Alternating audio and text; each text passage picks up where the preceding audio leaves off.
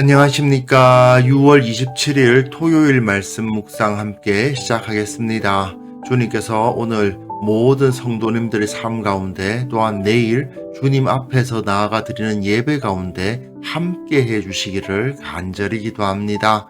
오늘 묵상하실 본문은 고린도전서 15장 50절부터 58절까지 말씀이고요. 통독하실 말씀은 시편 96편부터 103편까지입니다. 내일 주일에는 104편부터 106편을 읽으시면 되겠습니다. 오늘 본문은 부활장의 결론입니다. 그리고 고린도전서 내에서도 본론이라고 말할 수 있는 부분이 끝나고 있는데요. 이걸 통해서 우리가 그리스도인으로서의 정체성이 무엇인지, 세상에서 살아가는 삶이란 어떤 것인지 다시 한번 확인할 수 있었으면 좋겠습니다. 그럼 먼저 말씀 보시고 묵상 이어나가도록 하겠습니다. 형제들아, 내가 이것을 말하노니 혈과 육은 하나님 나라를 이어받을 수 없고 또한 썩는 것은 썩지 아니하는 것을 유업으로 받지 못하느니라.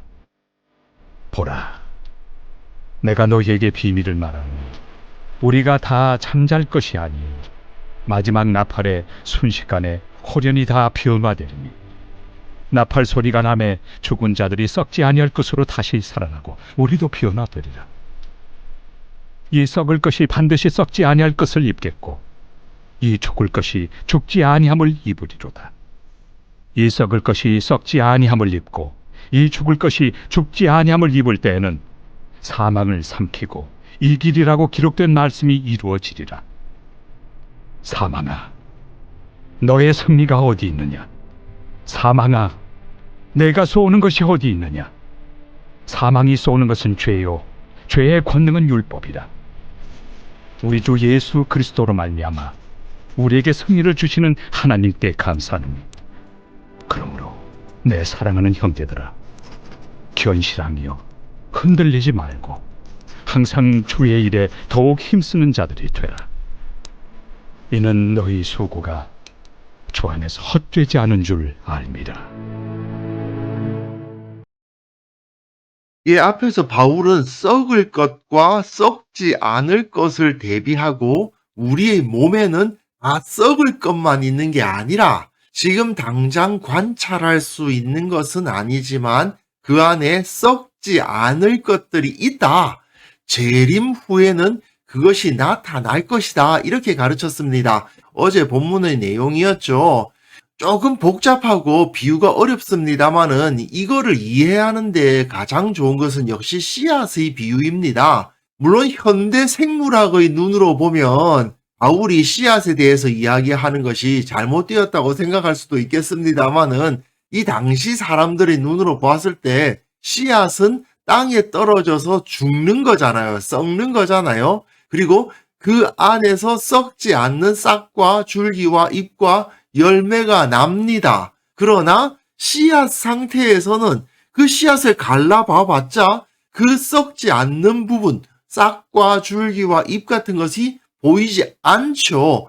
우리 사람들도 마찬가지다 그겁니다. 눈에 보이지 않지만 예수님을 믿는 우리들에게는 썩지 않는 몸이 우리들에게 임해 있다. 우리가 가지고 있는 이 몸이 다 썩는 것이 아니다. 이렇게 주장을 하고 있어요. 그래서 오늘 본문에는 결론으로 이 썩을 것과 썩지 않을 것이 대조되면서 부활은 썩지 않을 것에 속한다라는 것을 선포하면서 이것이 곧 사망에 대한 승리다라고 말하며 하나님을 높이고 기뻐하며 부활의 영광을 찬송하는 것을 볼 수 있습니다. 사실 이렇게 고린도전서의 메시지는 끝나는 거예요. 고린도전서의 주 메시지는 결국 우리가 세상 안에 있지만 세상에 속하지 않은 사람으로서 살아가야 된다. 그것이 바로 믿음을 가진 신앙인들의 모습이다라는 거 아니에요. 결론적으로 우리의 마음속에는 우리가 부활할 것이라는 그 믿음을 품고 이 썩을 세상에서 살아가고 있지만 우리 안에는 썩지 않을 것이 있음을 믿음으로 이 세상을 담대하게 살아가는 것. 이게 바로 그리스도인의 삶인데 그 결론으로 이렇게 마지막으로 부활을 제시하고 있는 거죠. 형제들아, 내가 이것을 말하노니 혈과 육은 하나님 나라를 이어받을 수 없고 썩는 것은 썩지 아니하는 것을 유업으로 받지 못하느니라. 여기서 말하는 혈과 육이란 결국 우리 몸에 있는 썩을 것들입니다. 보라, 내가 너희에게 비밀을 말하노니 우리가 다 잠잘 것이 아니요 마지막 나팔에 순식간에 홀연히 다 변화되리니, 나팔 소리가 나매 죽은 자들이 썩지 아니할 것으로 다시 살아나고 우리도 변화되리라. 이렇게 이야기를 해요. 이것은 사실 어제 본문의 내용을 이해하면 금방 이해가 되는 부분입니다. 어제 본문에 의하면 우리 몸에는 썩을 것과 썩지 않을 것이 함께 있어요. 물론 썩지 않을 것은 보이지 않습니다만은 그래도 우리 몸에는 썩지 않을 것이 있어요. 우리가 예수님의 재림 전에 죽으면 그 썩을 것들이 다 땅에서 또는 화장이 되면 다 태워져서 사라지겠죠. 하지만 예수님께서 재림하시면 그 썩지 않을 것이 살아나서 영광의 몸이 될 거다, 이거 아닙니까? 그러면 예수님께서 재림하시는 그 당시에 죽지 않은 사람은 잠잘 것이 아니요, 이 표현이 그 말이잖아요. 예수님이 재림하셨는데 아직 나는 썩을 몸 가운데 있어. 그럼 어떻게 되지? 그럴 때에는 그 마지막 나팔에 순식간에 그 썩을 것들은 다 빠져버리고 그 안에 뭐가 남아있어요? 썩지 않을 것이 남아있을 거 아니에요. 나팔 소리가 나며 죽은 자들이 썩지 아니할 것으로 다시 살아나고 우리도 변화되리라. 우리가 다 잠잘 것이 아니다라고 말했으니까 예수님께서 재림하셨을 때에 잠들지 않은 사람, 살아있는 사람도 그 자리에서 변화된다는 이야기를 하고 있는 겁니다.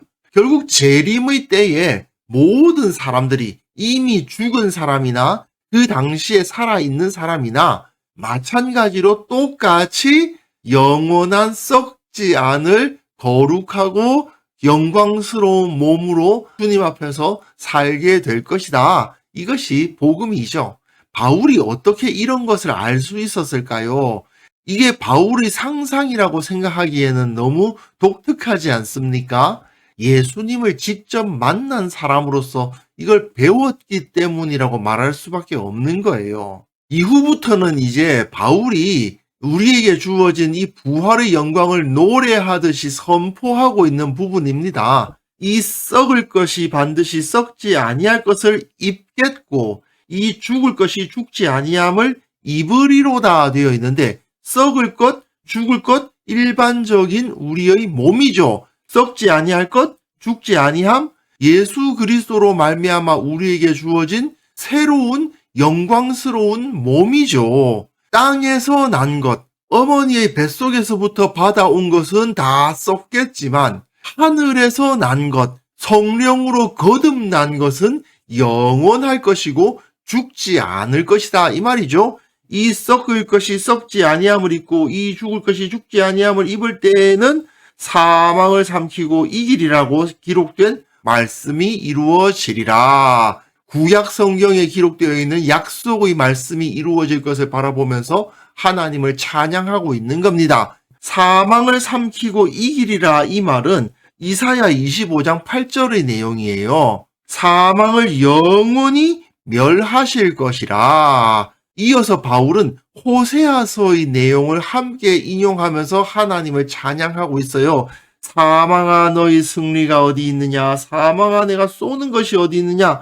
사망이 쏘는 것은 죄요, 죄의 권능은 율법이라 되어 있는데, 호세아서 13장 14절에 보시면 사망아, 내 재앙이 어디 있느냐? 수월아, 내 멸망이 어디 있느냐? 이런 표현을 쓰고 있는 거죠. 사망은 죄로 인한 것이고 죄의 권능은 율법으로부터 오는 것인데, 우리가 예수님을 믿음으로 말미암아 율법으로부터 자유로워졌고 이제 우리는 죄에 붙잡혀 있지 않기 때문에 다시 살아날 것, 부활의 권능, 부활의 소망을 갖게 되었다라고 승리를 선포하고 있는 부분입니다. 한마디로 기쁨으로 노래하고 있는 거예요. 이러한 영광을, 이러한 기쁨을, 이러한 능력을 우리가 받았다라고 선언을 하는 거고요. 그러면서 주님께 감사를 돌리면서 이 고린도전서의 본론부를 마무리하고 있습니다. 다음 주에 우리가 두 번에 걸쳐 묵상할 16장은 실제적인 용건에 대해서 이야기하는 부분이고, 신앙적이고 신학적인 메시지는 15장으로 끝나는 거죠. 우리 주 예수 그리스도로 말미암아 우리에게 승리를 주시는 하나님께 감사하노니 그리스도로 말미암아 우리에게 승리를 주신다. 우리가 어디에 있어요? 세상 가운데 있습니다. 특히 고린도 교회는 고린도라는 그야말로 음란하고 우상 숭배가 만연한 부패한 도시에서 살고 있지만 그곳에서 예수 그리스도를 붙잡으면 승리하게 된다는 거죠. 그러므로 내 사랑하는 형제들아 견실하며 흔들리지 말고 항상 주 일에 더욱 힘쓰는 자들이 되라. 이는 너희 수고가 주 안에서 헛되지 않은 줄 알미라. 이 세상에서 주님을 섬기는 삶을 살아가다 보면 그게 절대로 헛되지 않다. 왜? 부활이 있으니까. 지금 내가 이 몸을 가지고 열심히 일한 것이 죽고 나면은 사라져 버리는 것이라면 얼마나 허망합니까? 하지만 어제 말씀드렸다시피 우리에겐 부활이 있기 때문에 나의 정체성이 그대로 유지될 거예요. 지금 내가 이 살아있을 때 한 일들이 부활 이후에도 여전히 우리의 기억 속에 남아있고 주님의 기억 속에 남아있고 서로의 관계 가운데 남아있다는 거예요. 그걸 생각한다면 지금 우리는 최선을 다해서 주님의 일에 집중해야 되겠죠. 그랬을 때에 이후에 우리에게 상급이 있을 거 아니겠습니까? 사실 부활이란 것은 복음의 본질 중에 본질입니다. 사실 우리의 이 썩을 것이 썩지 않을 것을 입을 수 있었던 이유는 썩지 않으실 주님께서 썩을 인간의 몸을 입으셨기 때문에 가능한 일이죠. 바울에게는 이 사실이 너무나도 놀라운 일이었고 그렇기 때문에 자기 생명을 바쳐서라도 이 사실을 전하고 어떤 어려움을 당해도 포기하지 않고 복음을 전했던 거예요. 이 바울의 마음을 우리가 조금이라도 이해한다면 우리가 이 세상에서 다른 믿음 없는 사람들과 똑같은 모습으로 살 수가 없어요. 우리는 영원한 생명을 가진 사람이고 우리의 몸이 다시 부활해서 주님과 함께 영원한 영광 가운데 살아갈 것이라는 것을 안다면 우리가 세상 사람들처럼 살 수는 없는 것이죠. 물론 부활 신앙이 우리에게 없다면 그건 사실 예수님을 안 믿는다는 이야기가 되는데 그러면 굳이 이 세상에서 열심히 거룩하게 바르게 살 필요도 없겠죠. 어차피 이 몸은 다 썩을 거라면 이 몸을 굳이 거룩하게 유지할 필요가 뭐가 있겠습니까? 하지만 하나님은 우리의 현재의 삶을 무가치하다고 하지 않으시고 비록 죄로 인해서 죽음을 경험하겠지만 부활을 통해서 우리의 몸을, 우리의 지금 삶을 재건해 주실 것이다. 이걸 기억하면서 우리의 현재의 삶에 최선을 다하는 삶을 살아야 한다고 바울은 가르치고 있습니다. 이것이 바로 현재 우리에게 주어진 이 삶에 최선을 다하는 삶을 살아가면서도 또한 우리의 마음속에는 미래에 우리가 들어갈 저 천국에 대한 소망을 붙들고 있는 이유가 아니겠습니까? 이 믿음이 우리 가운데 온전히 뿌리 박혀 있어야 되겠습니다. 그래서 이 시간 함께 기도하실 때에는요, 우리의 부활 신앙을 더욱더 확고하게 하옵소서. 영원한 삶을 또한 바라보며 살아가게 하옵소서. 이 부활 신앙으로 충만한 성도들의 공동체가 만들어지게 하옵소서. 함께 기도하는 시간 가졌으면 합니다.